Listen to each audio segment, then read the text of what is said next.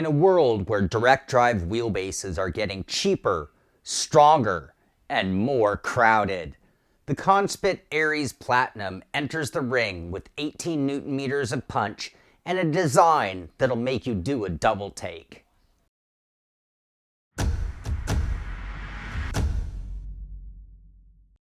Welcome to the Simpit. I'm your host Shaun Cole, and today we are checking out the Conspit Ares Platinum wheelbase. The Ares Platinum is the flagship direct drive wheelbase out of Conspit, and it produces 18 Newton meters and comes in at a reasonable price of $799. In 2025, that actually is a really good price, coming in $1 per Newton meter, a little bit less than Moza and Simagic. Well, that is before their price reductions, and quite a bit lower than a Fanatec DD1 or a Simagic Sport per Newton meter. This wheelbase does have a little brother, the standard Ares, and it puts out 10 Newton meters and goes for only $599, which is also a pretty good price. Let's talk about the looks. The Ares Platinum is a bold design. It's got this trapezoidal shape. It's not just a carbon copy of all the wheelbases. It's got its own style and flavor. It absolutely screams pro without looking like a clone of everyone else. Mounted on your rig, it demands attention. And if sim gear had a runway, this thing would be striking poses. And I have to tell you, when I pulled this thing out of the box, I got a pretty big smile on my face. This was not just another black squared off base. This thing was beautiful. It wasn't just the color pattern of that light black and purple, but that super cool looking, almost futuristic quick release that looks like an engineering marvel. The only part of the wheel that isn't overwhelmingly high-end in feel was the back case cover that is made of plastic. This is also where you're going to find the connection points for the wheel. Now, I did do a full unboxing video where we covered the Ares Platinum base, the 290 GP steering wheel, which we used in testing, as well as the CPP Evo pedals, and I have a link in the description of the show if you want to see all that. And we also did a live testing where we did a shakedown of all of this equipment before I even got the review process going.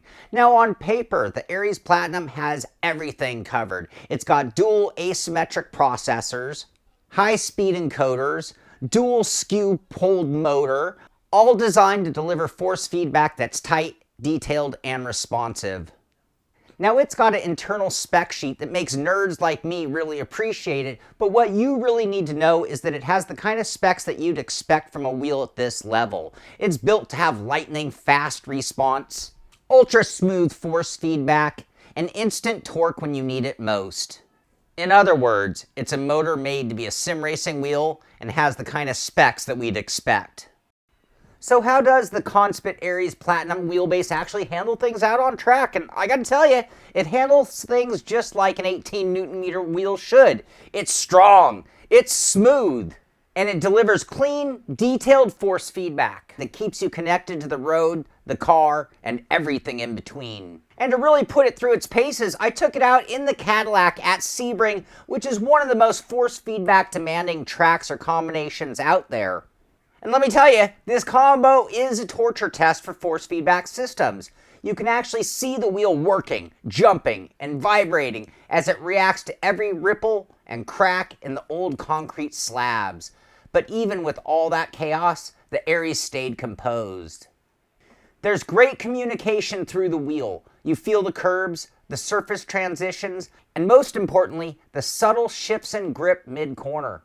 And while the bumps hit hard, they're never harsh. It's a balance between raw power and refined delivery that really matters, and the Ares really nails it.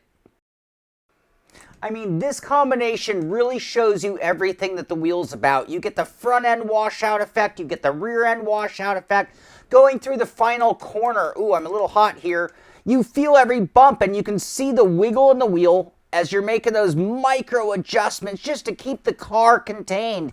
And again, it's that front end washing out on entry, it's that rear end getting loose on exit, and at a track like Sebring in this super fast Cadillac, it's also the bumps in the middle of the corner adding to those effects. What also stood out to me was how easy it was to stay in control, or how natural the wheel felt just right out of the box. You can see me making micro corrections to keep the car planted and well balanced while still pushing right up to the limit. That's what a wheelbase at this level should do. It should empower your driving, not overpower it. Cornering forces are predictable and progressive, giving you the confidence to lean on the tires and know when you're starting to lose that rear end. And it's not just the big moments. It's the road texture, the suspension movement, and the tiny weight shifts that make the car feel alive. And the Ares delivers all of it, or feels alive along with it. And let's not forget, this is all coming from a base that's surprisingly compact for its strength. It doesn't dominate your rig or get in the way. It just works quietly, efficiently, and without fuss. Switching over to other sims, like Assetto Corsa Competizione, the wheel feels even more alive. ACC is already known for its road feel and tire modeling, and the Ares Platinum brings that to the front and center. The wheel constantly feels like it's breathing with the car, whether you're trail braking, powering through a chicane, or hunting for grip mid-corner. It's responsive, reactive, and always ready to communicate. Compared to iRacing, which can feel a bit dead fish at times, the Ares and ACC combo makes the car feel like it's dancing with you. One thing worth mentioning here are the Conspit preset profiles. So you have a profile for almost all of the sims, and they're actually very good profiles or good starting points. So for example, in iRacing, their profile has 44% strength. And at that level, I was seeing very little, if any, clipping, even in high force moments. Based on feel, I'd say we were tapping into about 12 Newton meters of power. That's the sweet spot I've long championed. And it felt like the wheel had a little extra in reserve, which is a smart move. The result was a consistent, reliable feel throughout the drive. No peaks, no fall-offs, just smooth, clear feedback lap after lap. Their profiles are impressively dialed in and make for a strong out-of-the-box experience that you might not even need to touch. Now, for those who are demanding more or looking to get all 18 Newton meters out of the wheel, you will have to turn up that force feedback strength. At 44, it was a really good, comfortable drive. But if I demanded more force feedback when cranking it up, I did see a little bit of clipping, which you would expect. And for those who want super duper strong wheels, 18 Newton meters might be a little on the small side. Across the board, from rally to GT, from slicks to dirt, the Ares Platinum delivers a consistent and immersive driving experience. You're not just turning a wheel, you're driving a car. It connects you to the sim, keeps you locked in the moment, and gives you that seat-of-the-pants feedback we're all chasing. One thing that we haven't covered yet is the installation of the Conspit Ares base, and it's actually kind of cool. You've got the side mounts, so you've got these M6 side mounts, 2 on each side, and then on the bottom you actually have these slotted channels, almost like profile tubing, and then you have these inserted M6 nuts. So you actually have a little bit of adjustment. They're 80 millimeters apart, which meant on all of the rigs that I used it with, I was able to just bolt it down no problem.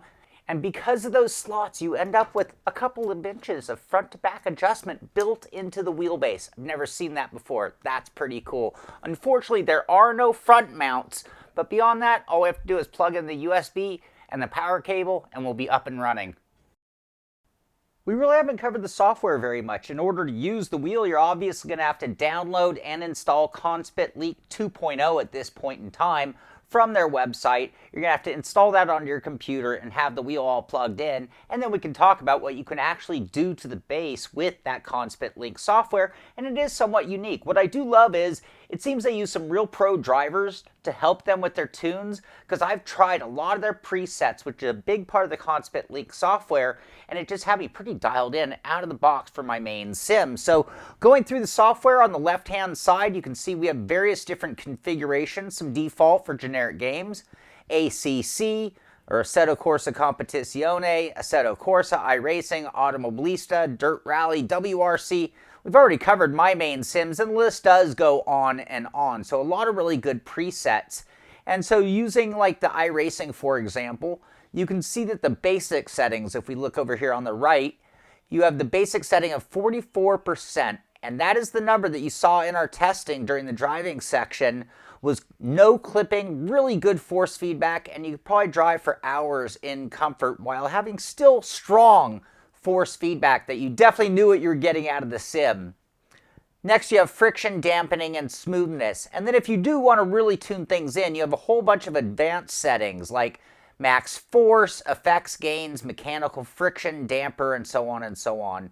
In addition to some direct inputs for non-force feedback games and any centering force if you want. And if you want to add any specialty things like inverted axis or any of that for weird games that aren't working properly.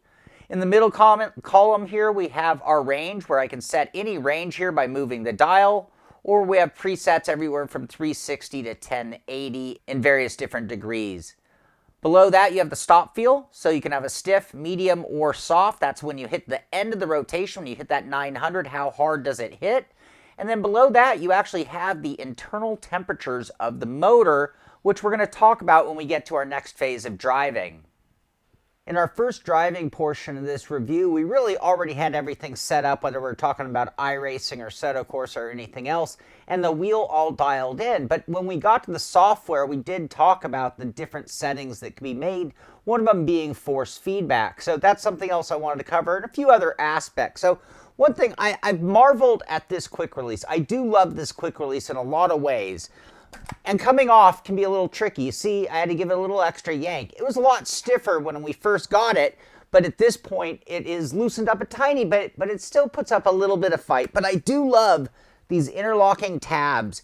And you see this purple line and this purple line right here, and it just lines up and goes on. You don't have to do that whole spinning, and every once in a while it kind of fights you. It just goes on, and it works just like that. And coming off again, sometimes you have to, it's getting easier each time, I think, but it can be a little stiff, that's for sure. Now, let's talk about the strength. We didn't really cover the strength of the body itself and the wheel. And, you know, when I do the G.I. Joe Kung Fu grip, look at that. That is the wheel deck going up and down, honestly, right there. That isn't even the base. We are rock solid on that quick release connection. And then we also have force feedback testing beyond those dialed in settings. And, you know, what I'm talking about mainly there is the strength of the wheel. When I ran at 44, it was a little on the lightweight side, that's for sure. And now I have it cranked up to 75%.